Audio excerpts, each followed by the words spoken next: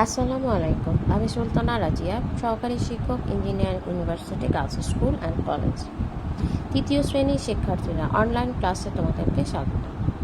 আশা করি আল্লাহর রহমতে পরিবারের সবাইকে নিয়ে সুস্থ আছো এবং ভালো আছো, নিরাপদে আছো। মেয়েরা, আশা করি তোমরা অঙ্কগুলো বাসায় প্র্যাকটিস করছো। আমি গত ক্লাসে যে পৃষ্ঠা 70-71 অঙ্কগুলো পড়িয়েছিলাম, আশা করি তোমরা দেখছো, অঙ্কগুলো বাসায় পড়েছো। আজকে আমি পৃষ্ঠা 72 কিছু অঙ্ক করাবো। মেরে দেখো 1 নম্বর অঙ্ক। রেজা তার বাড়িতে 6 বন্ধুকে দাওয়াত দেয়। তার 85টি বড়ই আছে। প্রত্যেক বন্ধু কয়টি করে বড়ই পাবে? কোনো বড়ই অবশিষ্ট আছে কি? ঠিক আছে মেয়েরা, আসো খুব সোজা একটা অঙ্ক করে ফেলি। বাড়িতে দাওয়াত দিয়ে বড়ই খাওয়া, ঠিক না? তোমরা কি মানবে? বড়ই খাবে? আম খাবে না? আচ্ছা, ঠিক আছে মেয়েরা, অঙ্কটা কিন্তু তোমরা সরাসরি গাণিতিক বাক্য দিয়েও করে ফেলতে পারো, আবার ঐকিক নিয়মে সাজিয়ে নিতে পারো। অঙ্কটা সাজানোর আগে আমাকে খেয়াল করতে হবে কি চেয়েছে। বড়ই চেয়ে মানে প্রত্যেক মানুষের সংখ্যা চেয়েছে না জিনিসের সংখ্যা চেয়েছে? আমার এখানে জিনিস বলতে এখানে খাবার, বড়ই কয়টা বড়ই পাবে ভাগে একজনে, মানে প্রত্যেকে। তাহলে আমি যেটা বের করতে বলা হবে সেটাকে আমি পরে বসাবো। যেমন ধরো অঙ্কটা আমি শুরুতেই যে ভুলটা করেছিলাম, 85টি বড়ই পেল 6 জনে। আমাকে কিন্তু এখানে বলা হয়নি যে জন বের করতে বলা হয়েছে, আমাকে বলা হয়েছে বড়ই বের করতে। তাই দেখো, এটা আমি অঙ্কটা কেটে দিয়েছি। তাহলে আমি দেখো কিভাবে সাজাবো। 6 জনে পেল 85টি বড়ই, সুতরাং 1 জনে পেল, আমি ভাগ করে দিলাম। আমি ভাগটা রাফে দেখিয়েছি, তোমরা অবশ্যই ভাগটা রাফে দেখাবে। দেখো 8, যেহেতু 8 85 এখানে কি ভাজ্য, আর ভাজক হচ্ছে 6, তাহলে 8টা 6-র চেয়ে বড়, তাহলে আমি এক সংখ্যা দিয়ে ভাগ করবো। 6 একে 6, 8 থেকে 6 গেলে 2, নামলো 5, 4 6 24, তাহলে আমার 1 কিন্তু অবশিষ্ট রয়ে গেল। তাহলে একজনেই পেল 14টা বড়ই আর অবশিষ্ট রয়ে গেল 1টি। তাহলে উত্তর হচ্ছে 14টি বড়ই পেল আর 1টি অবশিষ্ট থাকলো। এখন বলো দেখে, এই একটা কে খাবে? 6 জন বন্ধু খাবে না রেজা খাবে? যার মন চাই খাক না। আচ্ছা, তোমরা কি করতে? আচ্ছা, এবারে আসো পরের অঙ্ক, 2 নম্বর। একটি পেন্সিলের দাম 20 টাকা এবং একটি খাতার দাম 25 টাকা। 5টি পেন্সিল ও 6টি খাতা কিনতে কত টাকার প্রয়োজন হবে? মেয়েরা একটু খেয়াল করো। এখানে বলা হয়েছে একটা পেন্সিলের দাম 20 টাকা আর একটা খাতার দাম 25 টাকা। তো 5টা পেন্সিল আর 6টা খাতা কিনতে কত টাকা লাগবে? তাহলে আমার এখানে একটা পেন্সিলের দাম দেওয়া আছে যেহেতু, তা আমি আগে প্রথমে 5টা পেন্সিলের দাম বের করব, তারপরে বের করব 6টা খাতার দাম, তারপরে 2টা দাম যোগ করলে আমরা কিন্তু কত টাকা প্রয়োজন হবে সেটা আমি বের করে ফেলতে পারবো। তাহলে আসো আমরা অঙ্কটা দেখি কীভাবে করেছি। আমি দেখো একবারে 5টা পেন্সিলের দাম বের করছি।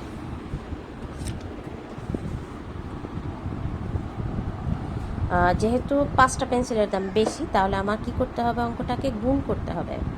5টি পেন্সিলের দাম, তারপর 5 20 100। আবার তুমি এভাবে যদি সাজাইতে চাও তাহলে তুমি লিখতে পারো একটা পেন্সিলের দাম 20 টাকা, 5টি পেন্সিলের দাম 20 পূরণ 25।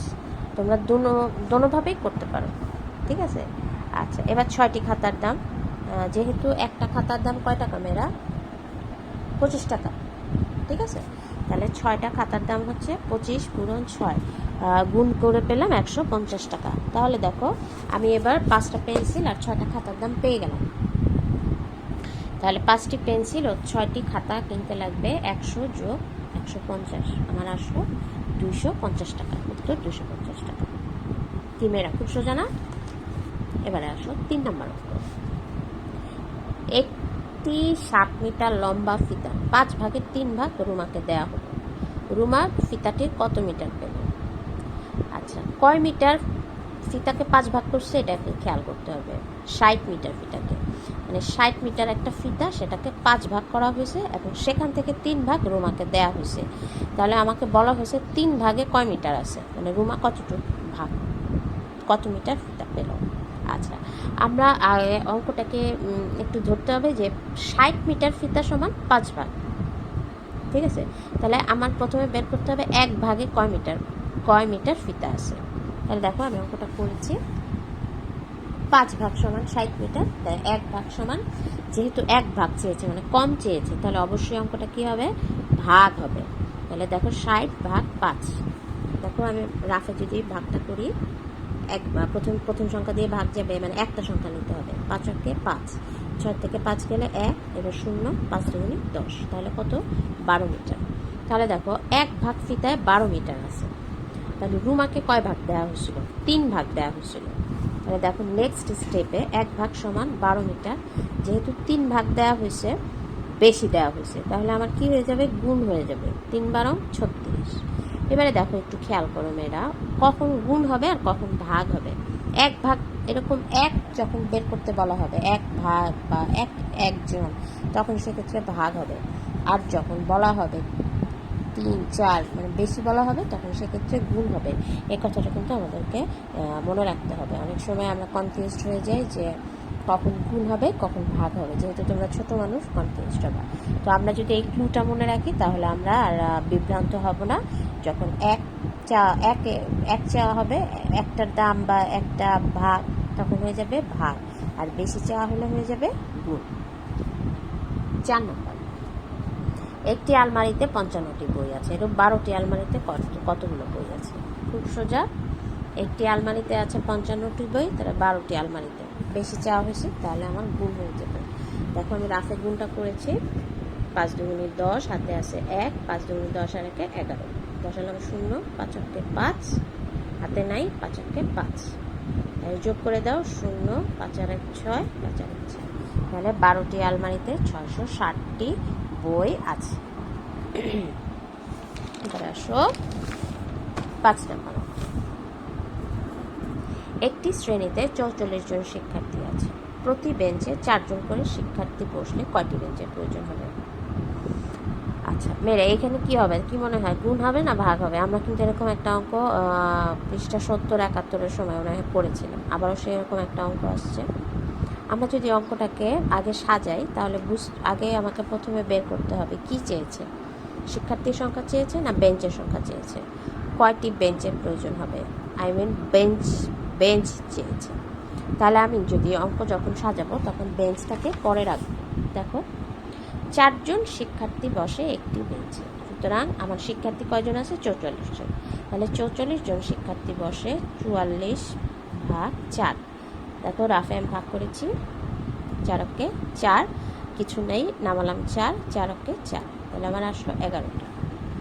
তাহলে 11টি বেঞ্চে লাগবে, 44 জন শিক্ষার্থী বসতে 11টি বেঞ্চ লাগবে, এবং ক্লাসে কোনো বেঞ্চই আর অবশিষ্ট থাকবে না। আচ্ছা, তাহলে আমার উত্তর 11টি বেঞ্চ। 6 নম্বর, একটি প্যাকেটে 32টি লজেন্স আছে, এরকম 8টি প্যাকেটে কয়টি লজেন্স আছে। খুব সোজা মেয়েরা, বলো তো কী হবে, গুণ হবে, কারণ কয়টা প্যাকেট চেয়েছে, 8টি প্যাকেট। যদি একটি প্যাকেট চাইতো তাহলে ভাগ হয়ে যেত। তাহলে দেখো একটি প্যাকেটে লজেন্স আছে 32টি, সুতরাং 8টি প্যাকেটে লজেন্স আছে 32 পূরণ 8, আমি রাফে গুণটা করেছি, 8 দুগুণে 16, হাতে আছে 1, 3 আটা 24 আর 1 25, তাহলে আমার আসলো 256। আমার 8টি প্যাকেটে কত লজেন্স আছে, 256টি। আচ্ছা, তাহলে দেখো আমরা আজকে কয়টা অঙ্ক করলাম, 6টা অঙ্ক করলাম, আর বেশি করাবো না, কারণ বেশি অঙ্ক দেখতে তোমরা বোরিং হয়ে যাবে। আচ্ছা, আমার পরামর্শ হচ্ছে, আজকে যে আমরা যে 6টা অঙ্ক করলাম, তোমরা এই 6টা অঙ্ক আবার আমার ক্লাসটা দেখে আবার বসে নিজেরা প্র্যাকটিস করবে, তাহলে দেখবে কি তোমাদের যে ভুলটা হচ্ছে বা তোমরা যেটা বুঝতে পারছো না, হ্যাঁ, সেটা তোমরা কিন্তু কাটায় উঠবে। ঠিক আছে, তো মেয়েরা আজকে এ পর্যন্তই। তোমরা সবাই সুস্থ থাকো, নিরাপদ থাকো, আর ভালো থাকো। আল্লাহ হাফিজ।